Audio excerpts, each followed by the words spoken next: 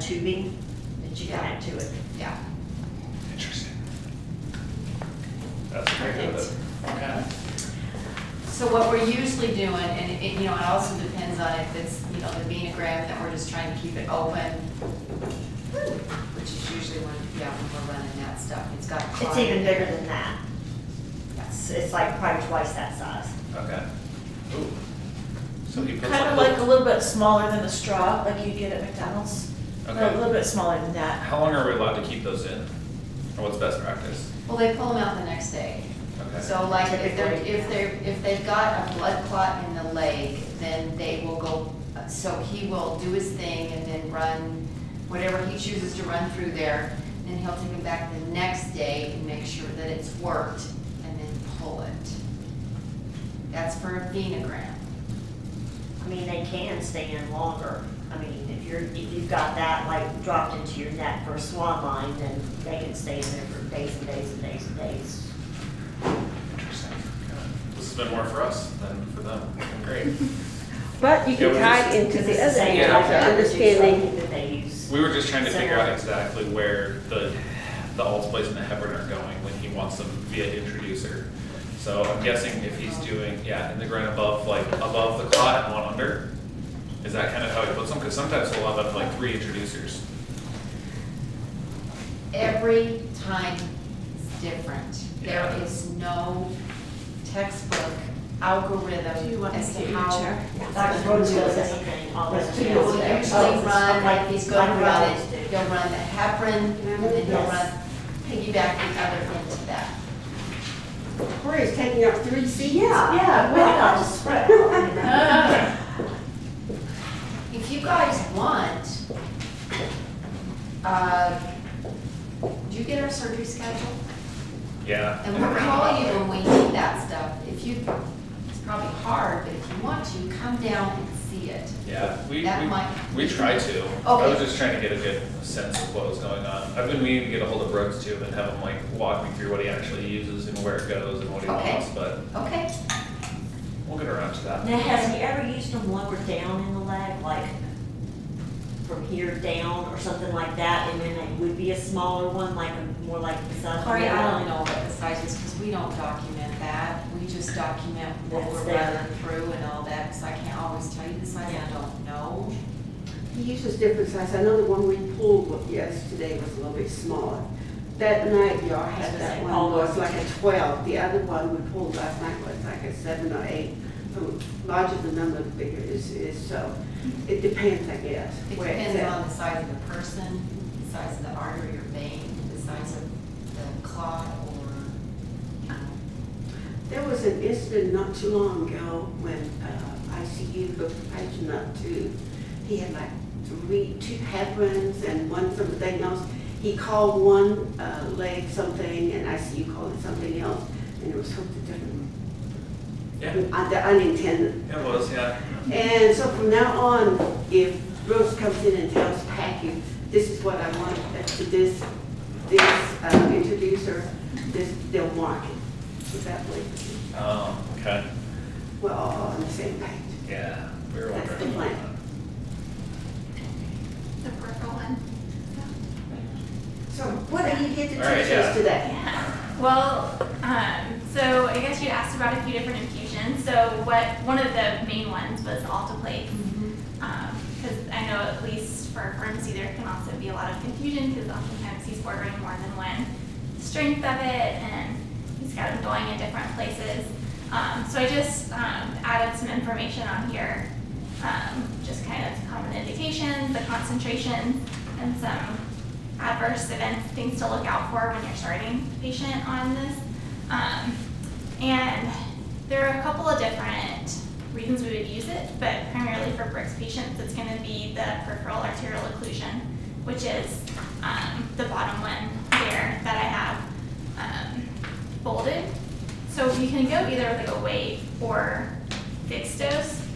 The typical order for him is about 1 to 1.5 milligrams per hour. So he usually orders that as a fixed dose, but it's coming from that weight-based regimen. Is where he's getting that dose from.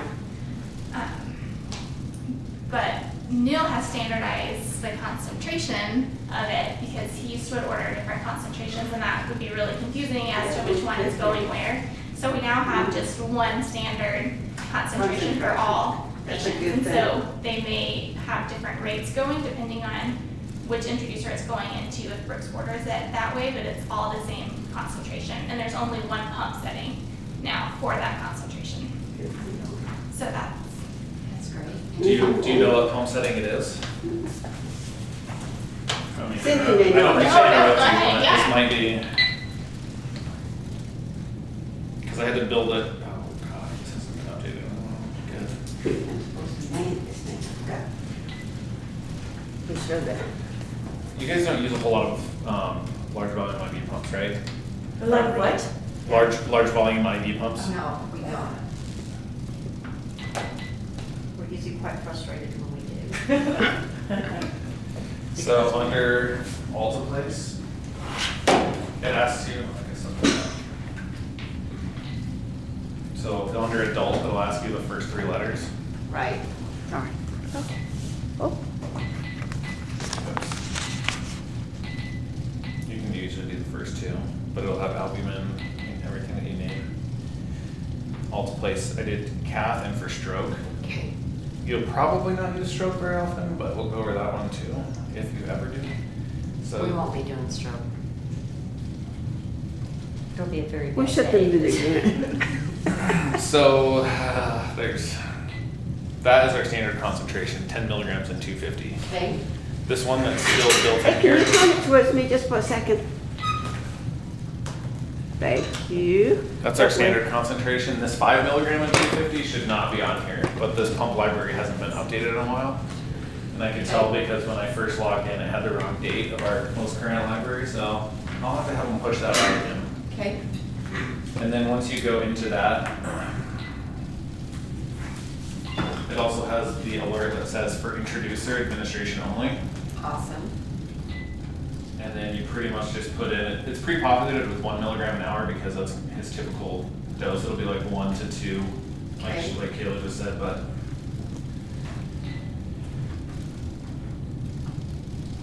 It has everything you need in there and it's ready to go. Super easy to set up, and then you just have another nurse double verify with you if that is the right. Basically, we can't screw it up except putting the wrong dose in. Yeah. Right. And there are hard stops, I believe it won't let you go over 2 or 3 milligrams an hour, so even if you did butcher this as much as you want to, you're still not gonna be causing Okay. any significant harm. That's why we have That's these, right? That's the goal of having pumps and safety, right? It is. Minimize the It is. damage. And this is one that we would pretty much always be making in the pharmacy. So you should never have to make a drip, correct? Even in the Yes. middle of the night, I think they would call us in. We used to let them make them over in the middle of the night because we used the smaller Altaplace vials, so they're 2 milligram per 2 ml, so you would just need 5 of them to make 1 bag, depending on how many bags you want to use. But we've kind of gotten out of that practice and they're still calling us in to come make them. Compounding, is that called compounding? Yeah. Yeah. They don't like that word too much, I don't No. think. They like that word to stay in pharmacy if possible. And It says Dr. Brooks will often order 2 drips. I have never, ever, I was wondering. ever done 2 drips. he's even Yeah, we ordered did- 3 we did before on 3. on a Saturday. And I came down and he showed me where they were going into. So we had like 2 introducers here and then 1 into another. That was the day that error happened. He ordered 3. Yeah. 1 heparin, 2 TPA. The 2 TPA were different strengths. One was a little stronger than the other. So now hopefully with the standardized concentration that will help with that. But before when he had ordered more than 1, he had different, he was running at different rates on those. So 1 was at 1 rate and hopefully. So when he writes this, the orders goes to y'all. Mhm. Y'all get it ready. What time do y'all go home in the evening? Well, we're here till 9 during the week and then 5:30 on Saturday and Sundays. So what happens after you go home? whoever the lake pharmacist is will be on call. So they'll call us to come in. I see, to make that's it. what I was Mhm. wondering. Okay. Sometimes we have in the past made kits for the house soup to make, so we'll leave 10 milligrams of Altoplace with a 250 bag and a label on how to mix it. And so that would be for one bag, and so we'd have another whole separate like kit to make another bag if we know that it's going to be needed, because it has some interesting stability issues, so sometimes we've had to do that for overnight, so. Okay. But if we do that, we write it out specifically for the house soup, and they usually double verify it with another nurse when they're compounding it. Okay. Yeah, it is good for 24 hours in the fridge. For a while, we thought it was only stable for 8 hours, so that's what made it more difficult from stability and I guess compounding side. But it also has to be protected from light, so there are just a few things that you have to be careful with when making it and keeping it for a patient. Another thing that I know Briggs likes to order heparin sometimes with the Altoplace, but they're not compatible to be given together. They do precipitate, and so one might be Use other activated ones. together.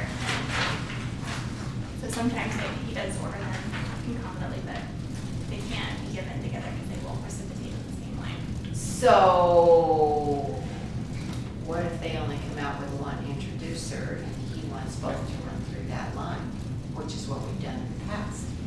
I think we've only brought this up to him recently. And I haven't seen since him actually doing both in the same. Line, because what we did before is Yeah. we would put the heparin in first and then put the TPA after Yeah. that. We can't do that. Can't do that anymore. No, and I think he's changed. I don't know how long ago that was, and I don't know, I haven't been monitoring for any improvements in that. But he is aware that we can't run them together. Can you run, so you run one through a peripheral IV and then one through the introducer? Okay, and for any particular one through, you want the heparin through the IV and then the Altoplace through the transducer? Exactly, so that it's going right to where we want it to be, so catheter directed. And usually he will order that. We try to put it on the label too of which IV is going where. So if he does order more than one Altoplace bag, we'll say this is for the popliteal introducer and this is for this line. So, so we try to always have that on the label. Cindy, whenever he has a sheet or introducer in, does he have another catheter close by? He did that the other day. Does he have another catheter close by? This is on the lake, okay? Okay. It has the sheath in, so the sheath has the side ports and the straight port, and then there is another blue catheter that's also on the lake. That's what he was calling the infusion catheter. Yes, and I've seen him do that one, yes. Where does that catheter ends up at? I don't know. I need to go look at it one day when they're doing the case. That's what he calls it, the infusion catheter. Yes, and the nurse in ICU thought it was an IV. Yes, yeah. That's what where the the problem was. infusion came in. So I was curious if that, where the catheter went, should he have ordered two things that can't be ran together with it? So then the question is, Are they going to the same? right, I may have to stick my head in there when he's working. Are they? Are they going to the same place? I don't know, that's what. That's what I was asking. I don't know. I'd be There's curious a to big know, too. bulky dressing over everything. so- Yeah. So what happens when he comes out is he'll write an order and you literally physically take him over there and go, okay, so face to face, tell me what I'm supposed to do. Because when you start doing this, every single case is different. And he wants it this way, this way, and this way, and this way, and this way. So this is good. We have some continuity, but it literally, and I get in his face too and say, tell me again what you exactly did, because every case is different. And Yeah. it may not be what was on the schedule. And I think that's why we don't even have set dosing ranges or anything, because they're so different whenever he's going through, like how big the clot is, how big of a catheter he has, how long he's planning on leaving it in. I don't know, he's got a lot of variability and things that we can't really predict. So it's good to clarify with him as much as you can. And to label. get him to physically come with you and show like where he wants certain things to go. And Right, then label it. and I've even drawn pictures, I have pictures inside the cabinet with all this stuff on it, because, Nice. well, but we can't do it exactly probably the same way anymore, but I have pictures in here for me, so, Okay. yeah, okay. Where does it say on this handout that we can't run heparin and? On the first page, under miscellaneous over here, not compatible with heparin. Okay. And let's make a mark here so I can remember. This part is important. And I didn't know how much you were wanting information on Alpha for other reasons other than his, so I've added it for PE and acute stroke. So we can go over that if you guys want to, or if it's pretty much just the Brooks orders that is more Yeah, we're not- concerning, we can. We're not gonna be dealing with that, because somebody's having a stroke, we're probably shipping them or something. Yeah, I'm not trying to poo-poo it. I would but- hope you would never have to Yeah. do that here. I've done it before, but I don't want to do it anymore. The only other place I've ever used the cath lab is to include a order, pick or something like that, and that's not convenient, but that's a Yeah, different and scenario. I did put some there under the miscellaneous just for completion purposes, so I was going over that drive. For example. Regarding the cat load, but. So pretty much everything else on here is kind of more either PE or stroke, so, if you guys have any more questions on that, we can go over it, but. Now we can move on to the next fun drug, which is heparin.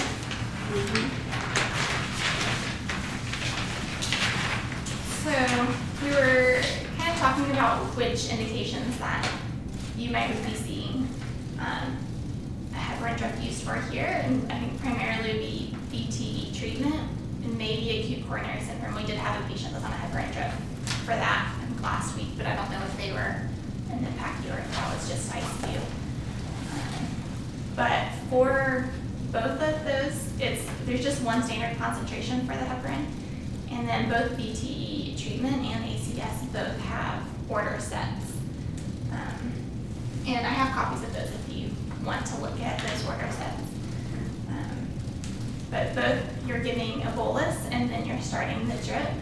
With the VTE, the bolus is higher and then it's a higher initial infusion, but then after that, the titration schedule is the same for either one of those. So you're basing that off of the anti-10A levels, which you would, about every 6 hours when you're gonna be checking that, and it takes about 15 minutes per lab. I checked with them, that's how fast you can get that back to titrate the heparin drip. Do you guys have specific questions regarding? So that is, you say there's an order set or protocol in MedX already, so you should have to do it. Yeah, it's look in at the MedX. orders and Mhm. see what it I've says and never follow done, it. I've never done a bolus, we've just gone up to a regular rate, because a lot of people have already been They've on already had heparin, the or they've had heparin in the back, so we're not bolusing. Okay. For the ones, And I would hope that for ACS, that we're consulting getting them out of this hospital. I would very much hope so. Please. Unless we have a cardiologist here who wanted to watch for an ischemic, but I think they're going either way. Yeah, they need to be gone. When Brooks orders his heparins, he doesn't do a variable infusion. So these are only if we have to titrate based on anti-10A and weight. He usually does a standardized dose of 1,000 units per hour via, what is it, infusion catheter or peripherally, but he doesn't ever titrate it. So it's just a set Yeah, dose. If he was to want to do VTE treatment and to do variable dosing where the nurse is titrating it, it would have to be done on the order set. So there's specific parameters that the nurses can follow and some guidance. Right, gotcha. But if he does it just the set infusion like you guys are used to doing, it's the same concentration bag, but you can just run it at that set dose to whatever catheter he wants it to go to.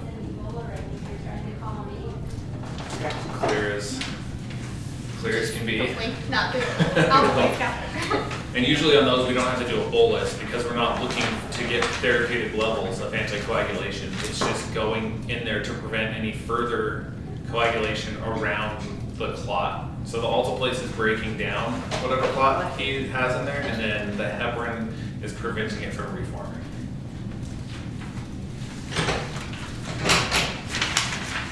Is that pretty common to leave a sheet in there and run that actually to the side and try and bust it up? I come from a place that we did some vascular work, but not that much. And he never did anything like that. He claimed he was trained at Duke, and he never did anything like that. Interesting. I don't know the right answer to that. We did kind of look over the last couple of days to try to find some information on that, but the vascular surgeons are variable in their practice and they like to do things the way they like to do things. Mhm. Yeah, that's probably. It is, the catheter directed thrombolysis with alteplase is very common though. Mhm. Usually in places that are easier to put introducers and catheters to, probably like popliteal and far less common in like pulmonary. Yeah, that'd be a little hard. Yeah. Right. So it is common practice, but he sometimes does a mix of both. So if it's too big for him to do a thrombectomy, he'll run the alteplase and then try to go back in the next day and pull it out once he's dissolved some of the clot or loosen it up. And extract Any questions on heparin? it. Okay, Kara. I'm more excited too. That one, I just kind of added for completeness, but it usually takes about 3 to 5 days to see Okay. that. So usually it's not going to be something that you're looking for in PACU. But just to be aware of. When people have bleeding as a complication from that, what kind of bleeding do they usually have? Like, kind of superficial or spit up blood or what? I don't think I've seen, we normally work in surgery. Once they have the surgery, we ship them out. I don't know what happens to them after. Usually what we'll see is bruising or bleeding when they're brushing their teeth, thin mucous membranes. There's usually nothing significant like, well, there are some GI bleeds, but I was gonna that's, say, you probably see some rectal bleeding or yes, yeah. Rectal blood bleeding. in the urine. GI, yeah, depending on, that's probably the most common. Urine, GI, brain is very low with heparin at the doses that we give. And you'll usually see bruising somewhere else before you see that. IV site bruising. Some hematomas that are usually healing, but yeah, those are probably the most common. Most common, yeah. Longer bleeding times, Yep. minor cuts, scrapes, whatever. So nitroprusside was another IV that they had asked us to talk about. And this is another one that's also primarily ordered by Dr. Brooks. It's on. Yeah, I got caught in that little whirlwind before. That one is one that we currently have a few patients. Did you have to mix that? Yeah, we had to, well, this is the deal, is he had his orders of what he wanted to treat pressure. Well, the pressure was going up. I'm trying to pull drugs out that he had ordered. They weren't in stock. They weren't nearby. They weren't in the ER. They weren't in pharmacy. They were on back order or something like that. So then he's like having a mental breakdown in the, why haven't we done anything yet? And he's like, well, get the nitride started. Well, y'all are gone. So then we're having to run to the pharmacy, get the bag, get the nitride, mix the nitride, and get it started. So it That's was- where it the mixing the was- nitride came from. Good question. Okay. Yeah, it was a More not of a pleasant situation. Stock and accessibility issue, kind of. Huh? Stock and accessibility issue. The house soup, I don't know if you involved them or not, but they're always able to do like a global find throughout the hospital to see where things are. I know it's stocked in the OR. We looked yesterday, it's not stocked down here. Probably because we like to mix any drug for any person that's in the hospital while we're here for sterility and stability issues, to make sure you get it in the right bag and right I would prefer you to concentration. do that too. I would prefer that too, but we're all faced with the problem of not having 24-hour pharmacy, which is a whole other story. Right. So did you say the OR stock? The OR has it in the OR main. That's good to know. And so I guess if we get in a pinch, we can always go there and get it if you'll tell us how to do it. Maybe we'll remember.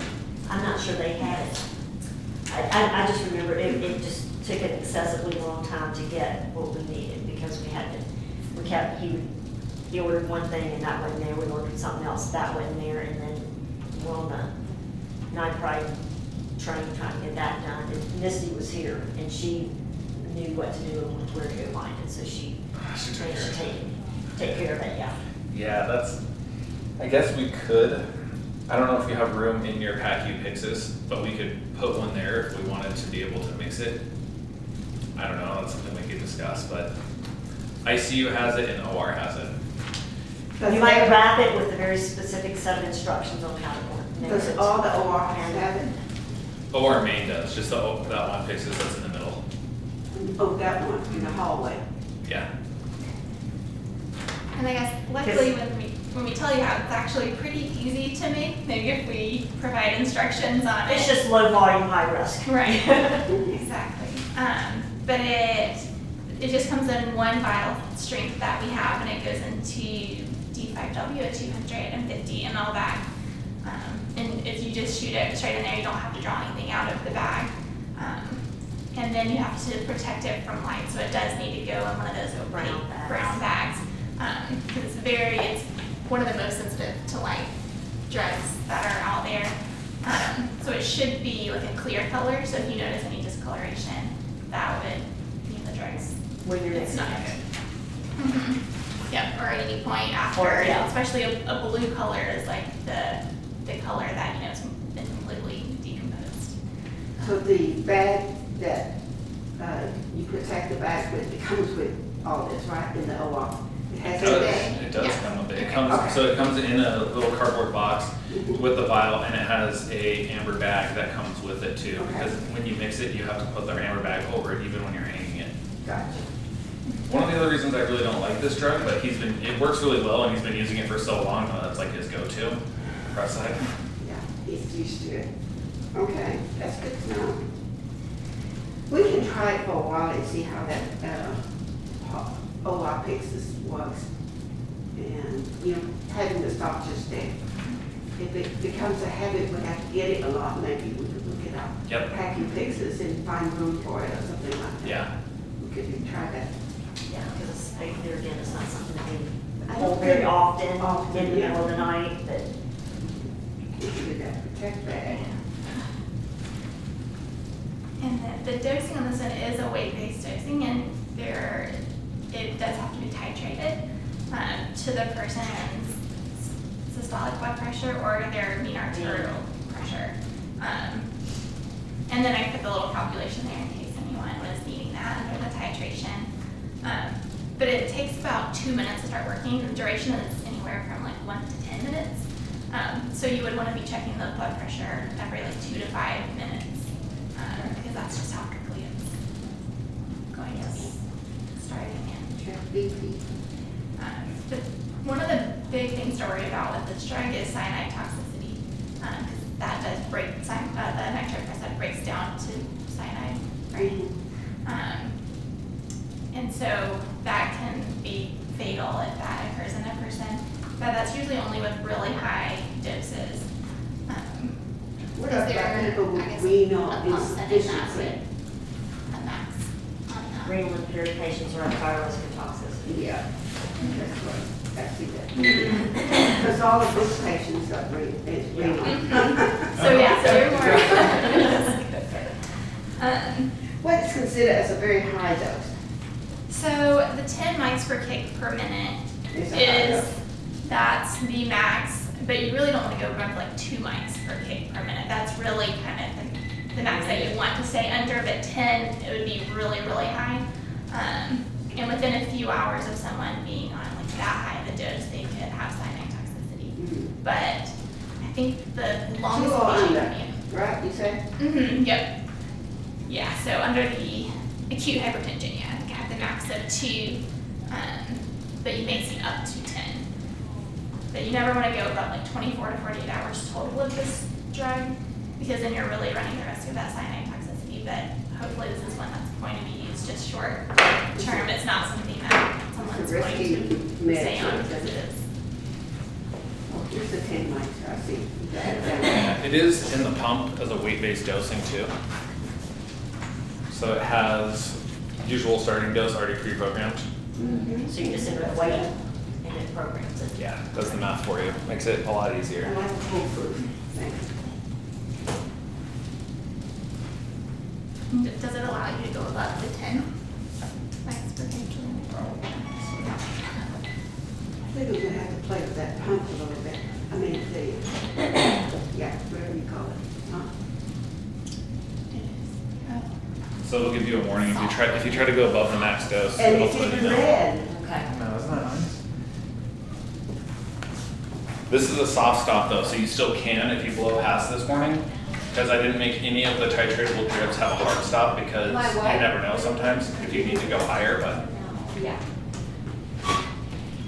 it'll at least tell you to not do that. Okay. And I added a little note on like the miscellaneous to not be confused with nitroglycerin. He has both drips on one of his order sets. And he has before, I know last night ordered both of those, so you would never run them together. Or should not be running them together. But he will have them both ordered PRN. So just be aware of that, because they are just one under the other on the order set, so it can be a little confusing. And then it is stable for 24 hours in the fridge. Well, or- his go-to would be the nitrite, not the Mhm. nitro. Yeah. So usually that's all he orders. Like last night I had an order that had both of those circled, but usually he would just order the nitric aside, not the nitroglycerin as well. Any other questions on that drug?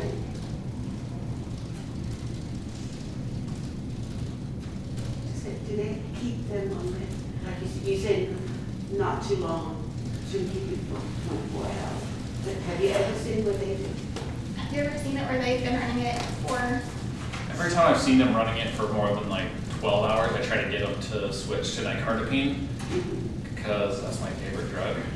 And it doesn't have the renal issues that this one does because all the first patients have renal issues, but usually after 24 they're able to titrate it off. I don't know why that is, but they're able to keep their MAP low enough where it's not a risk. And y'all know that this is going on with these patients, how long they've been at it.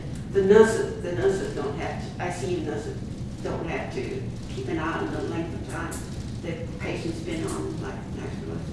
I wish I could say yes, but it's variable because our staff goes in and out so often. We have a sporadic schedule, so the nurses usually do a pretty good job, at least in the ICU, of maintaining or keeping track of how long certain drips have been going.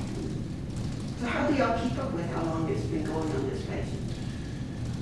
When we do our patient workups in the morning before rounds, we try to see when something was started, but Meditech also makes it hard for us to see when the very first dose was started and at what rate and for how long. So it's a very manual Hopefully, it process. do that technical. It will. Yes, it will. We talked about some of those things today. I was just curious. Okay. And then last but not least, the hydromorphone PCAs. And I don't know how often they're starting those here. I know oftentimes they'll call me from PACU and send the order, but then we're usually taking them on up to MSU. We keep them such a short time that we usually try to just get an IV. And then we'll go ahead and fax the order to y'all so y'all can get started on it. But usually they're here for an hour or less. And so by the time, we get to that point, we're ready to ship them about the time you're ready to bring it over. We're not gonna stop, Yeah. set it up, and Right. then we'll just bring them up and they can set it up.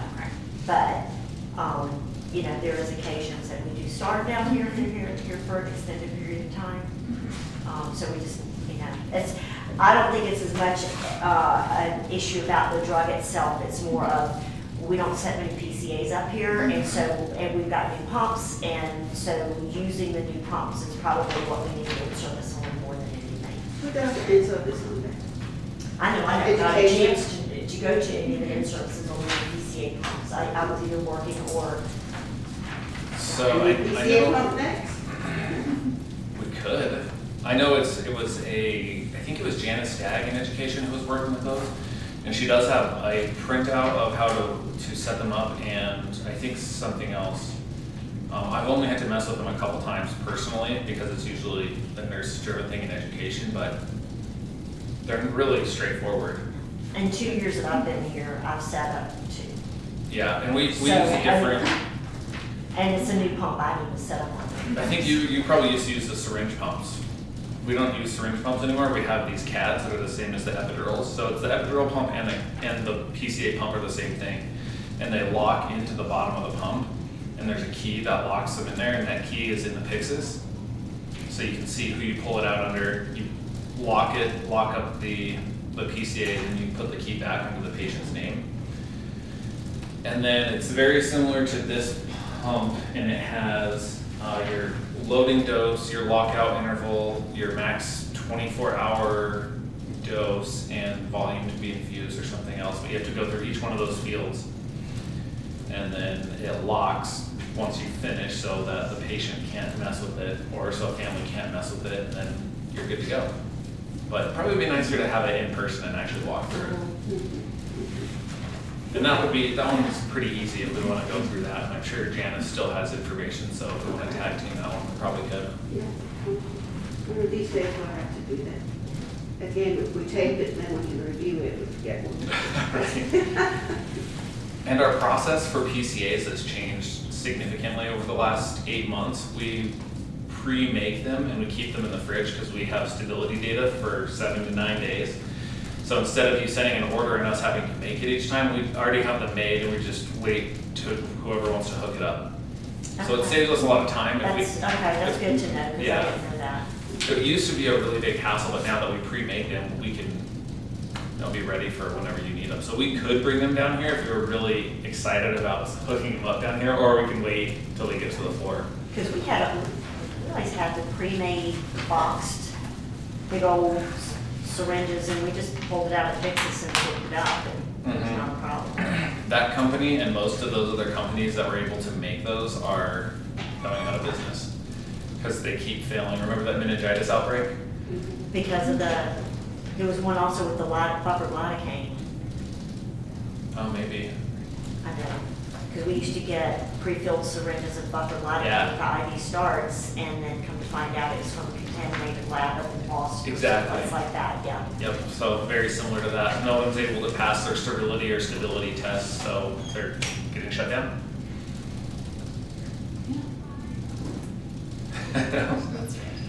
So we pre-make them.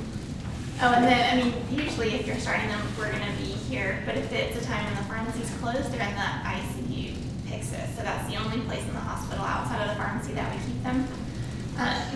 So you would be able to get it from there with the help of an ICU nurse, right? Because they would have the credentials to pull the PCA out for a patient if we're not here.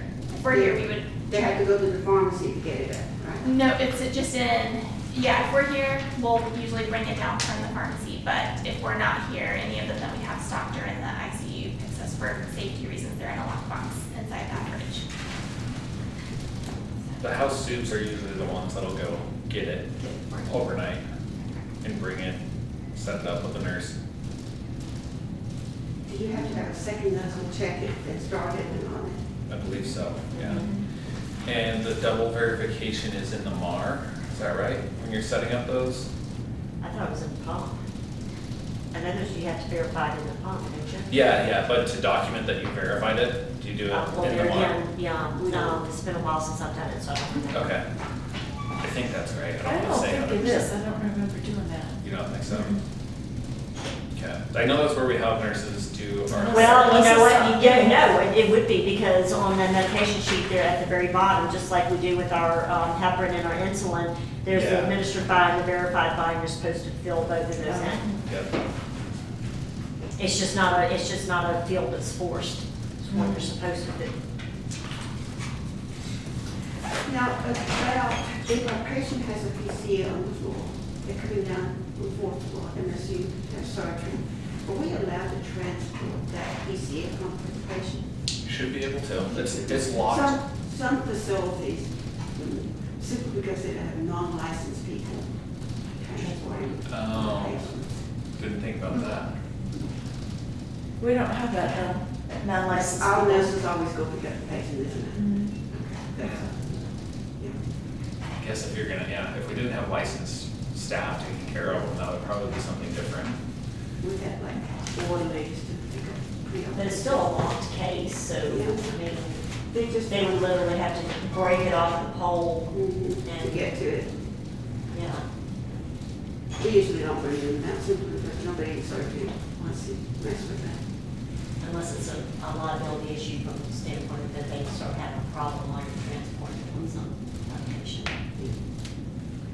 Yeah, that could be a problem. Yeah, that'd be a problem with any medication. Get stuck on the elevator with a PCA going and decrease respiratory rate, and you don't have Narcan with you? That could be a problem. Yeah. Maybe. Just a little bit. We have something to deal with then. Okay, PCA, so And mainly we just need to learn how to do the pump. Okay. Yeah, PCA pump. This pump is super easy once you start using it and looking through it. So is that what It's we are very gonna go small. over that? We're gonna go over the pump? Do you want to? Yes. I can really quick.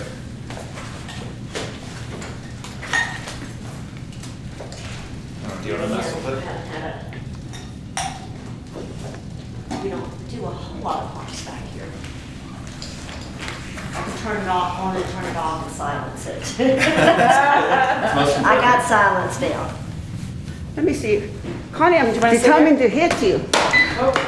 That's fine. I think I've got battery So to charged turn it up. on, you don't hit the button above, you hit the Hit that on button. off button, yep. Okay, And then right there, it'll say it had a date okay. and it'll update. Now, these are the Wi-Fi capable batteries, so we can push a library out to the entire hospital when we make changes. Okay. Do we have So- to turn it off and on before the downloads the new information? Yeah. We only push out a new library probably once every 2 months or once every month, whenever there's updates. So this is The library. 12220. Yeah, so it has been updated. Okay, And then, yeah, it's always gonna be a new patient. yes. So our care area, if this was a bigger facility or if we had different meds running, like peds should have its own pediatric concentration specific library. I think they do in there. LDRP only has like oxytocin and a couple other like MAG, large volume MAG, but adult is our main library and it has everything. So we have all of our procedure center drugs, all of our critical care and medical surge drugs are all in adult. Okay, so you go to adult and then Yep. okay? And then whatever you feel like running. We'll do. Yep, nope, nope. So you have, Click it twice. you have to, Yeah. okay, so we'll just do nitrite since that's one of the things that we were discussing. Not sure. Well, it's not sure what. Okay, so primary bag, concentrations on 50 and 250. Use the up and down arrows to select primary or secondary. So it's a primary bag? Or no, it'd be, Probably gonna it'd always be run as a this as a second, primary. as a primary? Okay, do its own line. Okay. And okay. And then you put in the weight, say it's 80 kilograms. And it's gonna run at 0.5 mics per kg per minute, so the rate would be 12. Okay. Volume is 250, okay. And you'll have to go through each one of those fields and hit OK for each one before Uh-huh. it'll let you run. So you're Okay. acknowledging all the So settings. my volume is gonna be 250, since that's what's in the bag? It will be 250, yep. Okay, so I'd enter 250? It should have auto-populated that for you. Well, Oh, it doesn't have that's- anything in it. That's how much is given. So Oh, after you- okay. After you start it, the volume to be given is right there. I see it, okay. Yeah, so, and then This it'll little calculate. sign came up and is, So after an hour, it'll be 12.5 mils less than 250. and then you just hit run? Yep. Okay. And then you'll have to, put in Right. the tubing and everything, but Okay. And then, so the tubing's in there and I need to stop it, so I take the little slide clamp thing and slide it into there, and that would allow this do I hit stop first and then Hit the stop first, hit otherwise it'll stop, automatically hit the slide stop. clamp in, and then this door will pop open? Yep, Okay. the little blue piece on the tubing, I call it, that's the key, is what I call it, because it pops that open. Okay. But if you pop it open while it's running, there's some light sensors in here, there's 3 of them, which is where you have to get the tubing right, it'll stop infusing anyway. It'll beep and yell at you if you open it up while it's trying to run. What are those 2 keys in the Pyxis, in our Pyxis for? 2 metal-looking keys. To what? 2 keys in our Pyxis and Those PACU. I see it every, The PCA, those. does it go to the PCA? Every time I count the narcotics, I see those 2 It's keys in for it. PCA. The little round ones? Uh-huh, Yep. Yeah, gotcha. Yeah, those are the keys. okay, that's it. That's it.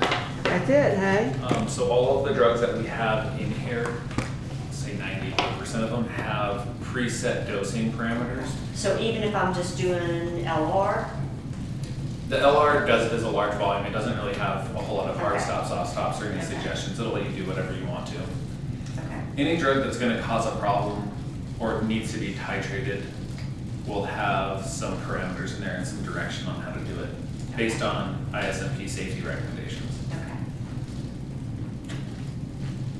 If you were just running like LR normal saline, how fast can you? No, I'm okay because I don't. What's the highest you can go on that